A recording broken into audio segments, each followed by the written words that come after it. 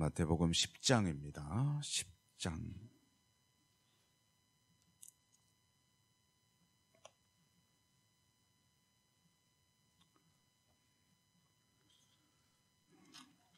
(1절부터) (15절까지인데) 읽기는 (8절까지만) 읽겠습니다. (1절부터) (8절까지) 교독합니다. 예수께서 그의 12 제자를 부르사 더러운 귀신을 쫓아내며 모든 병과 모든 약한 것을 고치는 권능을 주시니라. 12 사도의 그 형제 스베데의 아들 그의 형제 요한, 빌립과 바돌로메, 도마와 세리 마테, 알페오의 아들 야고보와 다데오, 가나나인 시몬 및 예수께서 이 12를 내보내시며 명하여 이르시되 이방인의 길로도 가지 말고 사마리아인의 고을에도 들어가지 말고 오히려 이스라엘 향리게로 가라. 가면서 전파하여 말하되 천국이 가까이 왔다 하고 병든 자를 고치며 죽은 자를 살리며 나병 환자를 깨끗하게 하며 귀신을 쫓아내되 너희가 거저 받았으니 거저 주라. 아멘. 주님 은혜 풍성하시기를 기원합니다. 주님께서 12 제자를 파송하십니다. 그들에게 주님께서 행하시던 모든 권능을 다 이제 주셨다. 성령의 권능을 이제 함께 하도록 주께서 이제 능력을 주시는 거죠. 이렇게 파송한 12 사도의 이름이 이제 나오고 있습니다. 오늘 여기서 우리가 많은 하나님의 음성을 들어야 하는데 또 새벽에는 시간이 짧으므로 한 가지만 생각해보고 기도하도록 하겠습니다. 그것은 12 제자를 파송한다고 했는데 그 2절에 보면은 또 12 이제 그 사도라고 이름을 바꾸는 것을 볼 수가 있습니다. 그러니까 제자가 이제 사도라는 이름으로 이제 다시 호칭이 바뀌는 거죠. 그럼 제자와 사도는 뭐가 다르냐 하면은 단어가 가지는 뜻이 다릅니다. 제자는 주님의 뒤를 따르는 사람들을 말하죠. 그러니까 자기를 부정하고 자기를 부인하고, 그러니까 자기의 삶이 아니라 이제는 주님의 삶을 살겠다 하는 사람이 제자입니다. 내가 그리스도와 함께 십자가에 못 박혔나니 그런즉 이제는 내가 산 것이 아니요 내 안에 그리스도께서 사시는 것이다 라고 한 사도 바울의 그 고백은 바로 제자의 고백입니다. 이 제자가 이제 주님의 뒤를 자기를 부인하고 각자가 져야 될 십자가를 지고 주님의 삶의 모습을 본받으면서 그 인생 길, 주님의 가셨던 그 생애를 뒤따라가기로 작정한 사람이고 그것을 실천하는 사람이라고 한다면, 사도라는 말이 가지는 의미는 뭐냐면 사도는 보통 이렇게 뜻풀이를 하죠. 보냄을 받은 자. 그러니까 보내는 이가 있고 보내어지는 이가 있고 보내어지는 곳이 있고 보내어지는 목적이 있습니다. 그러니까 이 여러 가지 이 상황을 다 가지고 이제 파견된 사람, 파송된 사람, 이것이 이제 사도라는 단어가 가지는 뜻입니다. 그래서 보통 헬라어로 아포스톨로스라고 하는 그런 말인데요. 이 사도가 그래서 가져야 되는 몇 가지 그 자격이 있습니다. 그게 뭐냐면은 보냄을 보낸 사람의 그 목적을 이룰 수 있는 사명감이 있어야죠. 그 다음에 또 그만한 능력이 있어야죠. 그 다음에 권위를 가져야 됩니다. 그러니까 이 보내어진 사람은 보낸 사람의 권위를 대신하는 겁니다.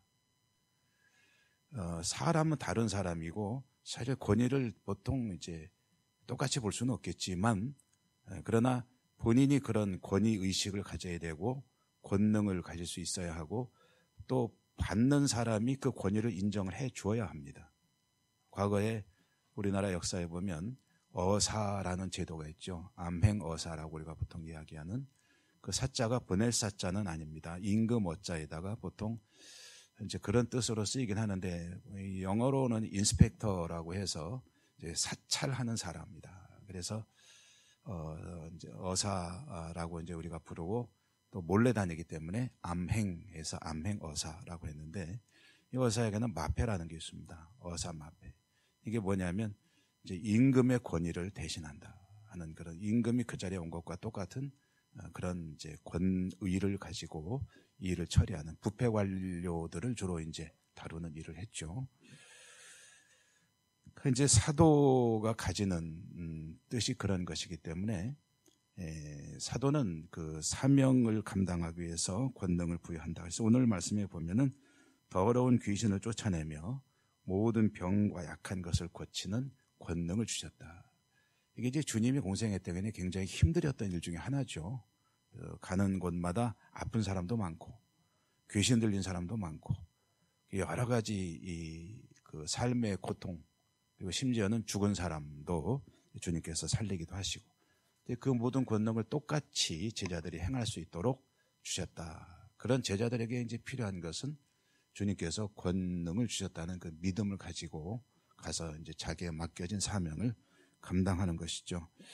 여러분 주님께서 이 땅에 오셔서 모든 이들에게 주시려고 했던 것이 무엇이냐라고 말하면은 역시 제가 누차 말씀드립니다만은 하나님의 나라를 주려 하신다.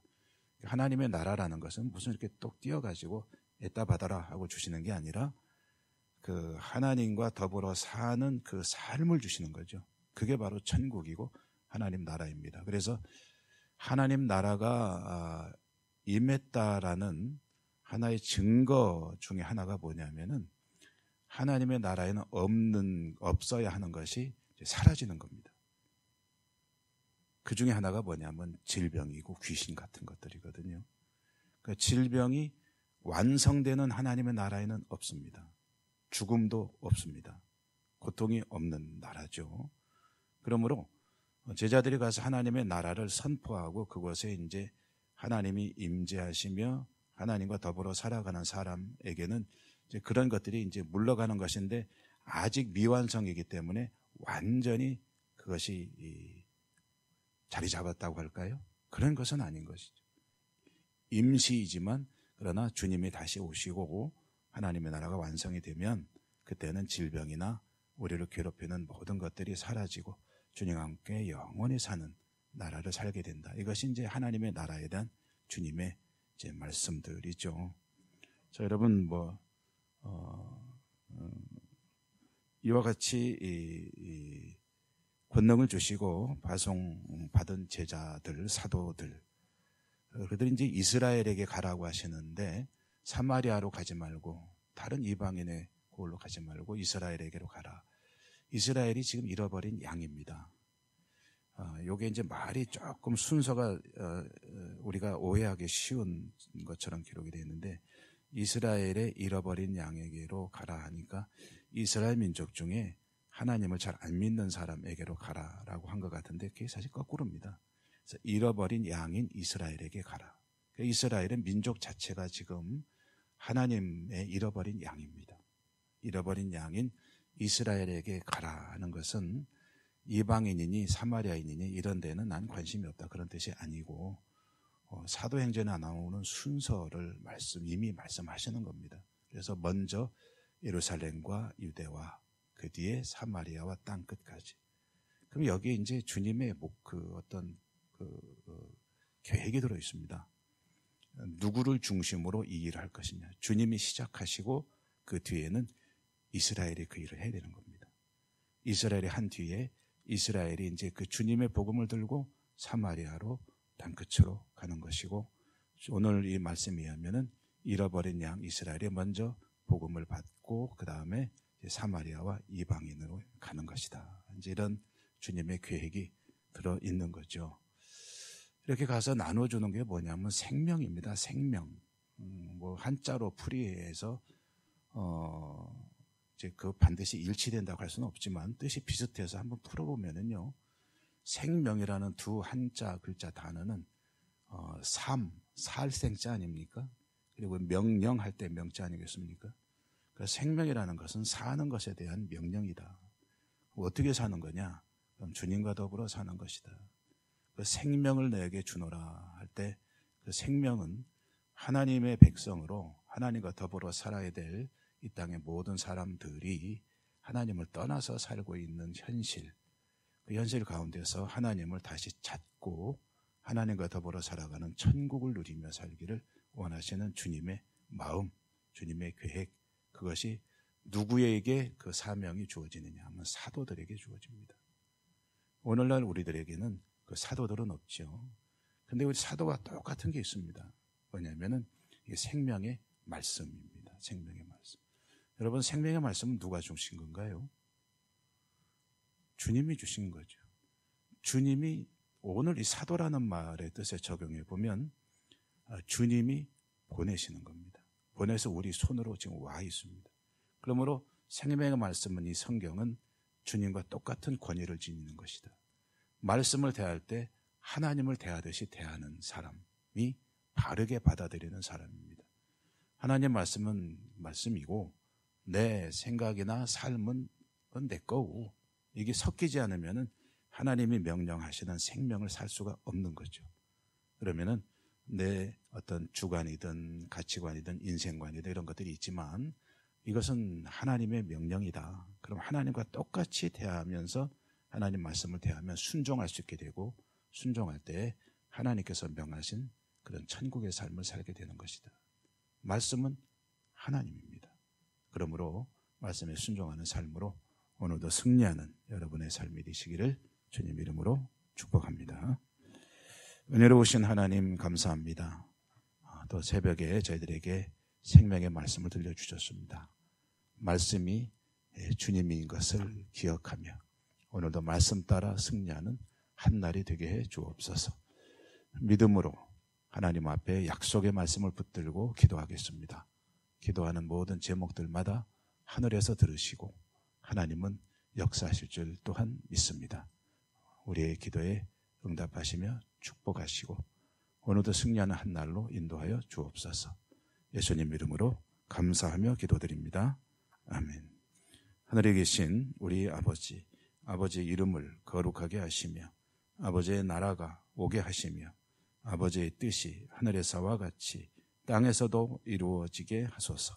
오늘 우리에게 일용할 양식을 주시고 우리가 우리에게 잘못한 사람을 용서하여 준 것 같이 우리 죄를 용서하여 주시고 우리를 시험에 빠지지 않게 하시고 악에서 구하소서. 나라와 권능과 영광이 영원히 아버지의 것입니다. 아멘. 여러 가지 기도 제목들이 있죠. 기도하실 때 주여 한번 부르고 다 같이 기도하도록 하겠습니다. 기도합니다.